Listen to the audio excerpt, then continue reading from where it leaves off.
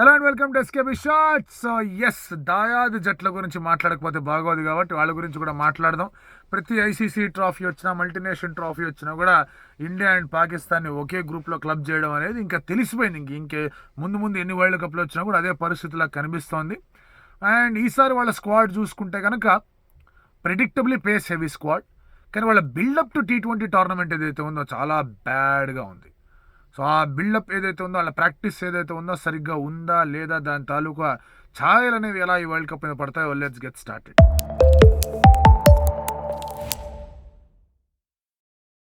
ముందుగా ఈ బిల్డప్లో భాగంగా షాహిన్ షా అఫ్రీది దగ్గర నుంచి క్యాప్టెన్సీ తీసి మళ్ళీ బాబర్ ఆజంకి ఇచ్చేశారు. Babar Azam is their best player కాదనట్లా, కానీ ఎప్పుడైతే మీరు క్యాప్టెన్సీ చేంజ్ చేసి మీరు ఇన్ని మాట్లాడిన తర్వాత just before the world cup మీరు వచ్చి కాదు బాబర్ ఉంటేనే బాగుంటుంది అంటే కనుక చాలా బాగోదు. సరే, ఇంక రకరకాల సమీకరణాలు జరుగుంటాయి అక్కడ, వాళ్ళ దాంట్లో గురించి పెద్దగా డీటెయిల్స్లోకి మనం వెళ్ళాల్సిన అవసరం లేదు. But Babar Azam is the captain. దానికి తోడు మీరు అబ్జర్వ్ చేస్తే వాళ్ళ టీంలో ఒక ప్రాపర్ స్పిన్నర్ ఎవరు అంటే చెప్పడం కాస్త కష్టం అవుతుంది. Shadab can bowl, no doubt. Imad Wasim in fact open కూడా చేయగలడు, స్పిన్ బౌలింగ్ చేసి అతను ఉన్నాడు. ఇఫ్తికార్ అంకుల్ చేత కూడా బౌలింగ్ చేయించవచ్చు. సో ఇక్కడ మీకు ముగ్గురు ప్రాపర్గా వాళ్ళకి కాంట్రిబ్యూటర్స్ ఉన్నారు, అందులో ఎటువంటి డౌట్ లేదు.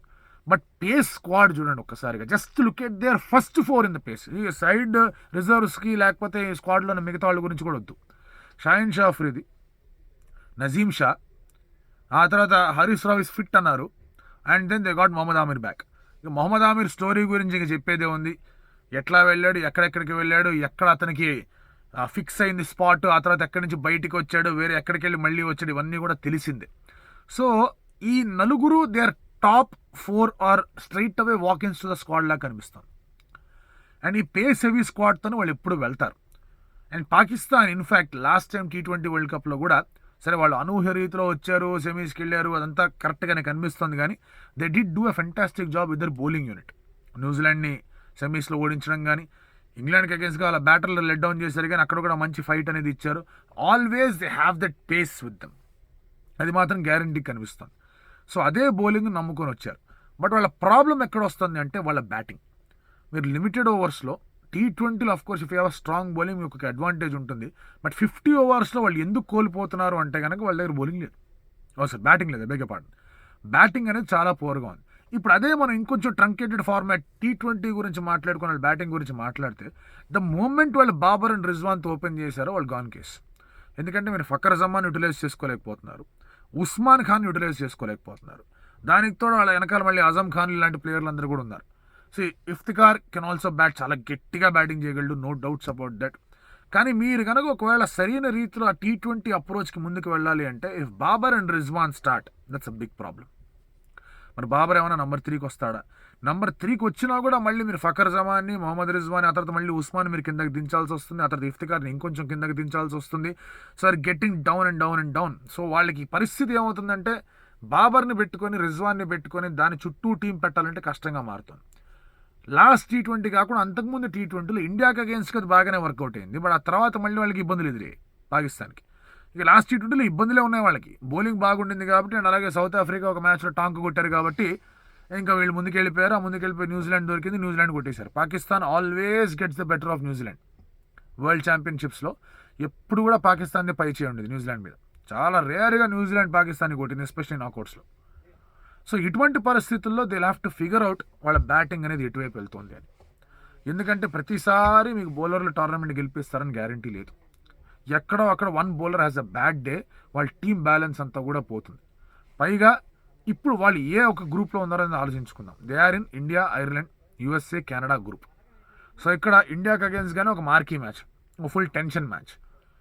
అండ్ మళ్ళీ ఇండియాని ఓడించాలని చెప్పేసి ఆలోచనలో ఉంటారు. ఇప్పటికి కూడా వాళ్ళు 152 ఫర్ నోలాస్ అని చెప్పేసి కొడతా ఉంటారు. దానికి సరైన సమాధానం నెక్స్ట్ వరల్డ్ కప్లో వచ్చేసింది, అయిపోయింది అక్కడ గాన్ కేసు. తర్వాత మళ్ళీ వన్డే వరల్డ్ కప్లో కూడా చెప్పేశారు. సో ఇటువంటి పరిస్థితుల్లో పాకిస్తాన్ ఒకవేళ కనుక ముందుకు వెళ్ళాలి అంటే సూపర్ 8కి వెళ్ళడం ప్రాబబ్లీ ఓకే ఫైన్ అని కనిపిస్తుంది. ఎందుకంటే అక్కడ Ireland, USA, Canada they will definitely beat అని మనం మాట్లాడుకోవచ్చు ఆన్ పేపర్. బట్ వాళ్ళ ప్రీవియస్ మ్యాచ్లు చూసుకోండి, అసోసియేట్ నేషన్స్తో కూడా కష్టపడ్డారు వాళ్ళు. అండ్ ఇంగ్లాండ్తో యాజ్ వి స్పీక్ మన జరిగిన ఒక మ్యాచ్లో అయితే చాలా చాలా ఇబ్బందికరమైన సిచ్యువేషన్లో ఉండిపోయారు. ఇంగ్లాండ్ జస్ట్ అలా ఊదవతల పడేసింది వాళ్ళు. సో పాకిస్తాన్ బ్యాటింగ్ గనక డెవలప్ కాలేదంటే చాలా గట్టి ఇబ్బందులు ఫేస్ చేస్తారు. బాబర్ యాజ్ కెప్టెన్ అంత హార్ష్ టఫ్ డెసిషన్స్ తీసుకోగలడా అనేది చూడాలి. ఎందుకంటే మంచి హిట్టర్లు ఉన్నారు. ఫకర్ జమాన్ కెన్ హిట్, చాలా గట్టిగా ఆడగలడు. అతను రన్నింగ్ కన్నా కూడా హిట్టింగ్ మీద నమ్మకం పెట్టుకునే బ్యాచ్. తర్వాత మొహమ్మద్ రిజ్వాన్ అంటారా, సరే అతను ఫేమస్ అయింది వేరే వేరే రీజన్స్ వల్ల ఫేమస్ అయిపోయాడు ఇండియాలో. అతని గురించి మాట్లాడేది కూడా వేరే వేరే రీజన్స్ వల్ల మాట్లాడారు, కానీ బాగానే ఆడగలడు. అతనేమి ఒక వేరే level strike rate, Chris Gayle strike rate అంత స్ట్రైక్ రేట్ లేకపోయినా కూడా ఒక keeper opening your batting is always a plus A team కన్నా. అతను స్ట్రైక్ రేట్ పెంచుకుంటే బాగుంటుంది. బట్ ఈ మొత్తం బ్యాటింగ్లో మీరు మళ్ళీ అబ్జర్వ్ చేస్తే స్పిన్కి దొరికిపోయే ఛాన్సులు చాలా గట్టిగా ఉన్నాయి. So team with decent amount of spin, great amount of spin కూడా అక్కర్లా, డీసెంట్ అమౌంట్ ఆఫ్ స్పిన్తో వీళ్ళు ఇబ్బంది పెట్టచ్చు. అండ్ ఐర్లాండ్ దగ్గర మంచి స్పిన్నర్ ఉన్నారు, ఇండియా దగ్గర అయితే స్పిన్నర్లు 4 ఉన్నారు. And I won't be surprise ఒకవేళ కనుక పిచ్ అనుకూలించిందంటే కుల్దీప్ అండ్ చహల్ ఇద్దరు ఆడినా కూడా I won't be surprise. But వాళ్ళ దగ్గర బౌలింగ్ ఉంది కాబట్టి Rohit Sharma I think twice ఇందబ్బా ఇది కరెక్ట్ వెళ్తుందా అని చెప్పి. సో ఇటువంటి పరిస్థితుల్లో ఇక్కడ వాళ్ళు స్పిన్కి అగేన్స్ట్కి ఎట్లా ఆడతారో చూడాలి. పేస్కి అగేన్స్ట్గా బాగా ఆడారంటే ఇంగ్లాండ్కి అగేన్స్ట్గా అది కూడా బాగా చేయాలి. సో ఓవరాల్గా మీరు పాకిస్తాన్ పిక్చర్ చూసుకుంటే కనుక నాట్ అ గ్రేట్ పిక్చర్ వాళ్ళకి. బట్ అగైన్ T20 వరల్డ్ కప్లో సమ్హౌ దే డూ వెల్, ఏదో ఒక రూపంలో ముందుకెళ్ళాలని అనుకుంటారు వాళ్ళు. 2007లో ఫైనల్స్లో ఓడిపోయారు, 2009లో వాళ్ళు గెలిచారు. అండ్ దెన్ ఇంకొకసారి కూడా వాళ్ళు సెమీఫైనల్స్కి ఎక్కడికి వెళ్ళినట్టున్నారు వాళ్ళు. ఆ తర్వాత మళ్ళీ లాస్ట్ టైం ఒక సెమీఫైనల్స్కి వెళ్ళారు. బట్ పాకిస్తాన్ ఆడుతున్నప్పుడల్లా ఎక్కడో అక్కడ ఏదో ఒక రూపంలో ఇబ్బందులు కొని తెచ్చుకుంటారు. Last time they lost to Zimbabwe. Pommie Mbangwa commentary వినాలి అప్పుడు జింబాబ్వేతో ఓడిపోయినప్పుడు. దట్స్ అన్ అన్రియల్ స్టఫ్ అది ఎంబాగ్వా చేసింది. ఆ తర్వాత లాస్ట్ వన్డే వరల్డ్ కప్లో చూసుకుంటే కనుక ఎవరెవరితో ఓడిపోయారో వాళ్ళందరితో ఓడిపోయారు. So they have a lot of problems in coping up with things. And అది కూడా మీరు అబ్జర్వ్ చేసుకుంటే లాస్ట్ టైం ఇండియాతో ఆడింది డెఫినెట్లీ ఆ మార్కీ మ్యాచ్ లాగా ఈసారి కూడా ఉంటుంది. Last time Virat Kohli's innings అనేది the best T20 innings in chase, అందులో ఎటువంటి డౌట్ లేదు. పదే పదే చెప్పచ్చు, మళ్ళీ మళ్ళీ చెప్పచ్చు. దాని గురించి పుస్తకం రాయొచ్చు, అచ్చు వేసి అలా పెట్టేయచ్చు MCC లైబ్రరీలో, ఎవ్వరు దాన్ని కాదనరు. That was the greatest chase knock that I have seen. అలాంటి పరిస్థితుల్లో ఇక్కడ ఇప్పుడు will you be able to repeat it again మనకు తెలియదు. పాకిస్తాన్ ఏమన్నా ఇండియాని మళ్ళీ 152 ఫర్ నో లాస్తో కొట్టేస్తారంటే డెఫినెట్లీ నాట్ అనిపిస్తుంది నాకు. ఎందుకంటే థింగ్స్ ఆఫ్ చేంజ్ డ్రాస్టికలీ ఈ రెండు టీమ్స్ మధ్య. అండ్ ఇందాకైనా హరీష్ రావు ఇంజరీ నుంచి వస్తున్నాడు, అతను ఫుల్లీ ఫిట్ అని డిక్లేర్ చేశారు, కానీ పరిస్థితి ఎలా ఉంటుందో అడిగి తెలియదు. సడన్లీ హ్యాజ్ అ నిగ్గిల్, లేదంటే మళ్ళీ ఆ ఇంజరీ రికవర్ అయిందంటే కనుక ఇంకంతే సంగతి, రికవర్ అవ్వలేరు వాళ్ళు.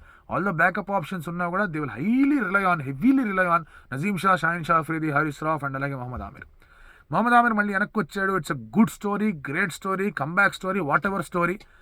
బట్ ఈ వరల్డ్ కప్లో మళ్ళీ అతను మ్యాజిక్ చూపించగలడా అనేది ఇట్స్ అ బిగ్ కాల్. వాళ్ళు స్పిన్నర్స్ని ఎక్కువగా నమ్మి వెళ్ళలేదు. ఇండియా అయితే చాలా స్పిన్ హెవీగా వెళ్ళింది, వీళ్ళు స్పిన్నర్స్ని ఎక్కువగా పెట్టుకొని వెళ్ళలేదు. మరి అది ఎంతవరకు వీళ్ళు కమ్బ్యాక్ అండ్ బైట్ దెమ్ అనేది కూడా అర్థం కాదు. ఓవరాల్గా చూసుకుంటే దే విల్ హ్యావ్ ఇట్ టఫ్గానే కనిపిస్తోంది. అండ్ వాళ్ళ batting order is a big concern వాళ్ళకి. మరి మీరేమనుకుంటున్నారు?